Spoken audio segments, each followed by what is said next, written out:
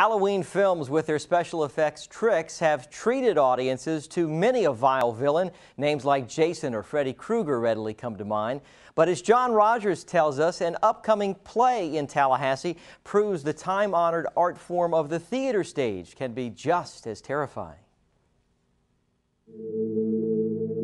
Terror is approaching the Tallahassee Little Theater, and it will make your blood curdle. This one frightens me in rehearsal, and I know what's going to happen. Local actors and theater students rehearse for the upcoming production of Bram Stoker's Dracula. Readers have been sinking their teeth into the terrifying book for 110 years. A young man is sent by his firm to Eastern Europe to sell a piece of property in London to a Transylvanian count. And the Transylvanian count disappears, leaving the young British man imprisoned in his castle.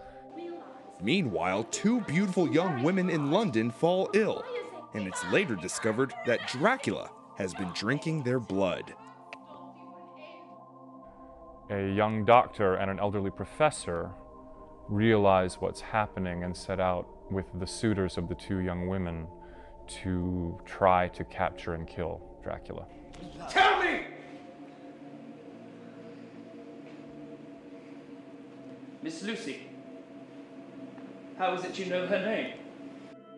The villainous vampire is played by Sean Stoyer, and he says this character is terrifying in its own unique way.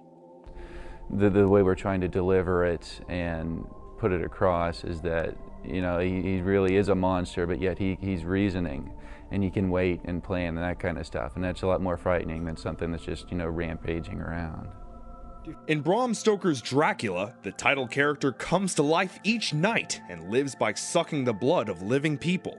The novel has captivated audiences since the book was released in 1897. There are hundreds of versions of the Dracula story, but I've always wanted to direct this adaptation because it's the only theatrical adaptation I know of that does indeed follow the plot of Stoker's novel.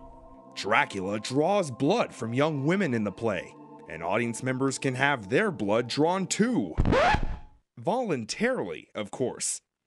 On October 22nd, the Dracula cast partnered with the Tallahassee Blood Bank to boost donations, and tickets to the show were given away to donors. Dracula will play at the Tallahassee Little Theater from October 25th to November 4th, and cast and crew members say prepare for a night of fright. Dracula deals frighteningly with questions of human sexuality and sometimes with very explicit violence. I would not bring my own young children to see it if I had a choice. What I've found with theater is that it's easier for a theater to be scary because you're right there. I mean, it's real people that are up on the stage, real events that are, you know, taking place. So I think it's a little bit easier to get transported into what's happening. Around a time when countless people dress up as Dracula themselves, Halloween is the perfect occasion to stage this play. You know, I think that anytime you're putting up a show near Halloween and the show is Dracula and you don't do a show on Halloween night, you're crazy. It's just too good an opportunity to pass up. In the novel, Count Dracula lives forever, and at the Tallahassee Little Theater, locals can see this 100-year-old tale that never gets old. For Dimensions, I'm John Rogers. And the Tallahassee Little Theater has partnered in this production with the Literacy Volunteers of Leon County. Proceeds gathered during the October 24th showing of Dracula will be donated to that group to improve literacy rates in Leon County. You can see Dracula until November the 4th. For showtimes or to find out more about upcoming plays at the Tallahassee Little Theater, head to their website at tallahasseelittletheater.org.